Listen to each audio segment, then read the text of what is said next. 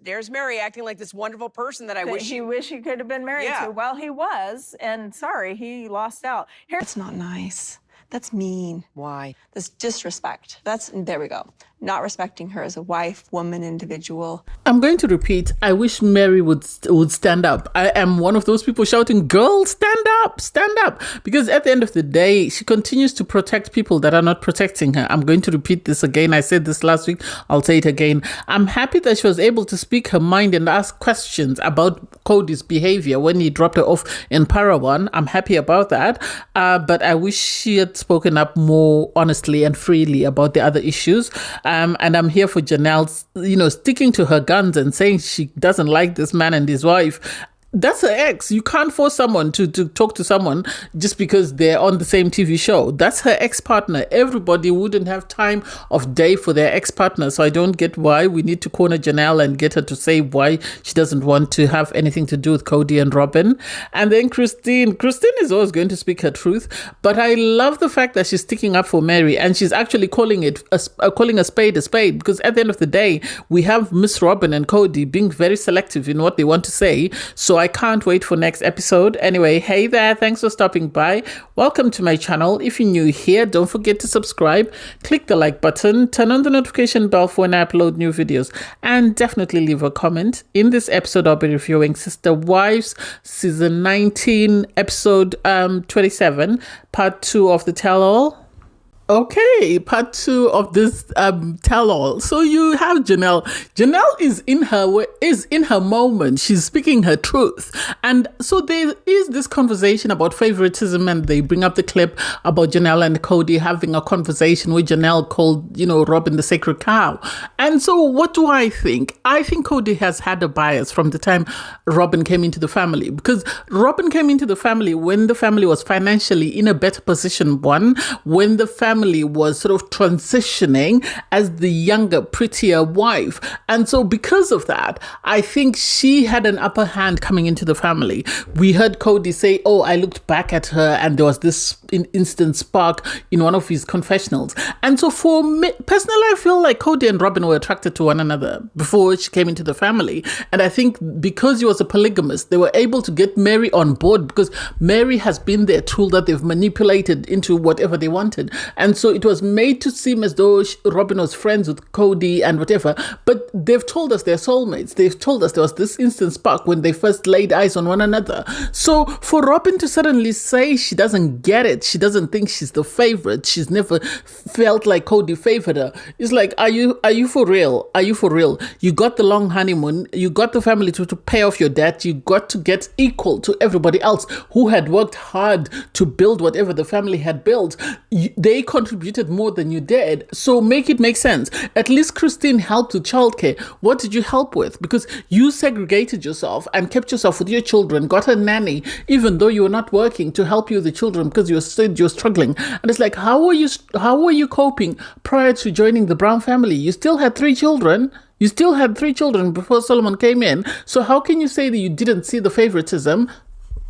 You have Janelle stick to her guns. She says, no, there was favoritism. I felt like we were not all on equal ground. It seems with the OG3, he was on equal ground. And the OG3 were united in creating a family because they had this strong belief of what polygamy was. And some of them, having grown up in it, had a better understanding of what it was and how it was supposed to function. So Janelle, I love that she said, she said her truth, which was she thinks that Robyn really wanted to be a part of a plural family when she came in, but she also believes that Kody over time has turned himself into a villain to try and take away the pressure from Robyn.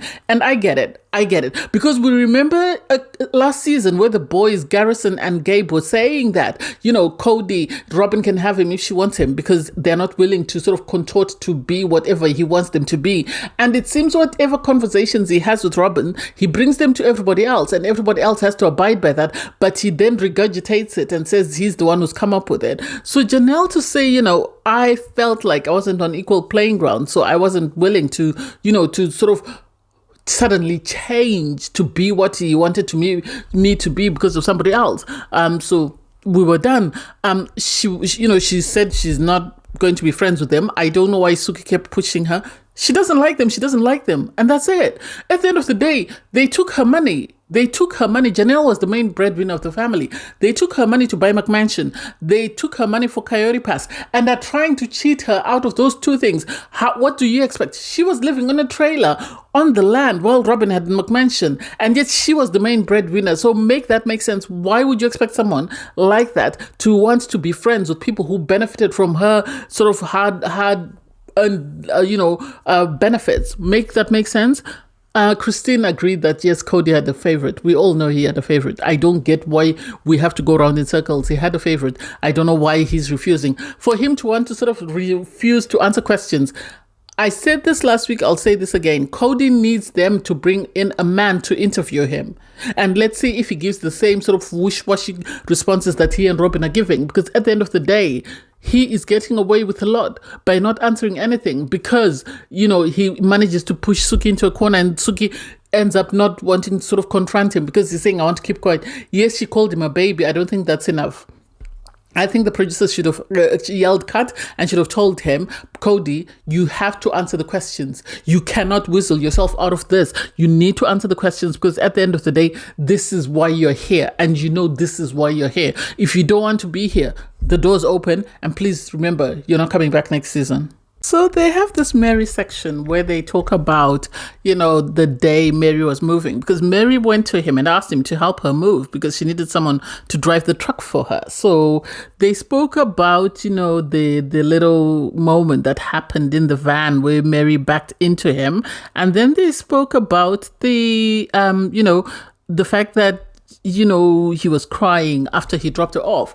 And so I give credit to the other OG3, to Janelle and Christine for sticking up for Meri, because at the end of the day, this man played with her. He really did. He strung her along just because financially he was benefiting from having her around, and he knew that because she's loyal, as Janelle said, she was never going to leave until he told her to leave, especially given how badly Leon had taken the catfishing incident. So I said it in my reviews a couple of seasons ago that Meri was never going to leave until either Kody gave her the thumbs up or Leon said, it's time for you to leave, mom, let's go. Because the catfishing incident had her in such a negative space whereby her family was treating her very badly, and they made her seem like a pariah for trying to sort of leave him or for being catfished, that she was never going to leave. So kudos to Janelle for saying that, Meri is very loyal. So she was never going to leave. She was always going to be there. And Kody uses the catfishing as an excuse. And that's the truth. I think, personally, this is my thought, hearing Janelle say that, I have a feeling Kody, after he divorced Meri legally, wanted Meri to, he wanted the finances, but he also wanted Meri to leave, or Meri to sort of step away from the marriage and be the one at fault. And I think, as somebody said, that I think previously I've heard that Robyn's friend was the one who catfished Meri. So to me, it seems like this is a plan that they came up with. That way Meri could be tarnished with a negative brush, because outside of the catfishing incident, ever since we've watched the show, we've never seen Meri behave in a way, regardless of what the other sister wives have said about her. So I think Janelle is right to say Meri is very loyal. And I think because Kody knew that she was very loyal, he had to find an excuse to make her the bad guy. And so this is why he keeps bringing up the catfishing incident. Christine is right to say that, he played with her. He treated her badly for years and years and years, only to turn around and say to her, oh, I don't know how to process this. I don't know how I feel. He knew exactly what he was doing. He wanted Meri's money, especially after Janelle said we were done. And he was looking for ways of keeping Meri's money around. I don't know how he expected Meri to continue to contribute to a family where she had no one who was benefiting from it, because Leon had moved out. So at the end of the day, Meri contributing to the family was only looking after Kody and his wife and his children. That's all she was good for. She wasn't good for anything else. You have Robyn be asked, how did you feel about it? Do you feel like it was disrespectful or whatever? Robyn tries to, I hadn't set boundaries, so for me it doesn't make any difference. We saw your face. We saw your face. You were not happy with the fact that they were getting along. For her to say this is the reason why I kept asking them to keep working at it. No, Robyn, you just wanted Meri's finances around, just like you wanted Janelle's finances around. You never wanted those women to stay around. Once you had Kody to yourself, you were ready for them to pack their bags and go home. That's the truth of it. And let's keep it like that.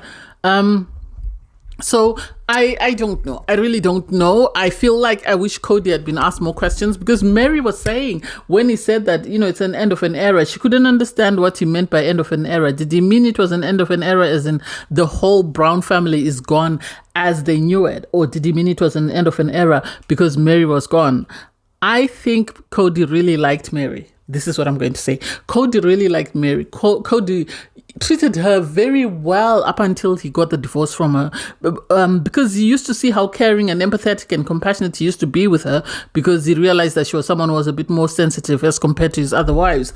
And so I have a feeling that when he left her and knew she was not coming back from Parawan, he was grieving Meri leaving and knowing that he was never going to get whatever Meri gave him, because Meri gave him the freedom to bring in other women. Meri gave him the freedom to use his finances to look after his other women while she sat there and just watched him enjoy himself. And he knows for a fact, or he knew for a fact, that Robyn was never going to put up with that. And so I think this is why he was crying. So now it turns to Christine. We get to see, Kody meeting David for the first time, and we get to see Christine's reaction. And the fact that apparently Kody waited until the very day to say that he was coming. I think he and Robyn wanted to sort of surprise Christine and whoever else was going to be at the party. I think they felt if they said in advance that they were not coming, or they were coming, then people would not attend. So this is why they wanted to be very mysterious. Kody, in my opinion, I think has a crush on David. That's the impression that I get. I think he's got a man crush on David because of the excitement on his face when he talks about David, or even when he found out what David was saying. For him to stick to his guns and say, yes, he did look at Robyn. And it's like, this man has been around Janelle. What are you saying? Just because you find your wife attractive doesn't mean everybody else finds her attractive. Make it make sense. So you have Christine saying she was very nervous about the meetup because at the end of the day, Kody had said he wasn't coming. So the idea that he showed up at last minute is something that she wasn't expecting. So it really made her very nervous. So it was a good thing that David was there.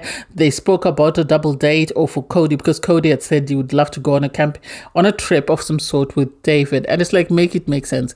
Have you been on a trip with Robyn's ex-husband? If not, then please keep quiet. We are not here for this nonsense. Why is it you have to be at the center of everything? I think he's trying to throw it out there for production to arrange that to happen. What will he say? I know for a fact, Kody being Kody, he loves to be petty. He would badmouth Christine. So I hope that doesn't happen. Christine said she would be open to a double date, but it would take David sort of consoling her and sort of pacifying her before they attended the event. I don't know. I really don't know. I really think this was more about, the fact that Kody has this sense whereby he wants to be sort of valued by other men. He wants to be hyped by other men. He wants to be made to feel like he belongs in the bad boys club, or in the cool guys club. That's the impression that I get. For Robyn to sit there and sort of continue to feign ignorance, we need to stop her appearing on the show, and we need to stop her coming to these tell-alls, because at the end of the day, she has nothing to contribute. So I don't get why we even waste our time watching her. Meri spoke about her meeting with Christine at the bachelorette party, and she said, it was nice that Christine tried to make her feel comfortable, but she didn't know how to accept it, because at the end of the day, they're not the best of friends. Christine has said this, so we all know that they're not the best of friends. They're just trying to be cordial as people that share children with the same man. She said she's open to the idea of her and Christine sort of working on some sort of relationship. I think out of all the wives, out of the Kody's 4 wives, Meri and Janelle have always done things to just appease the family, whereas Christine and especially Robyn have always prioritized themselves. So the idea that Meri is open to sort of trying to mend bridges, work on a relationship with Christine, that's nothing new. I'm pleasantly surprised that she's open to that, even though she said she's not open to a relationship with Robyn. That says a lot. This is why I think the OG3, regardless of their issues, I feel they're much closer than they were with Robyn. And Robyn, from the moment she came into the family and realized that she was going to be the princess, she never ever made any attempts to bond with the other wives. And so this is why she doesn't have that bond or connection, regardless of her wanting that. Anyway, thanks guys for watching. Please don't forget to like, share, comment, and subscribe. And click the link in my video to watch my review from episode 26, the part 1 of the tell-all.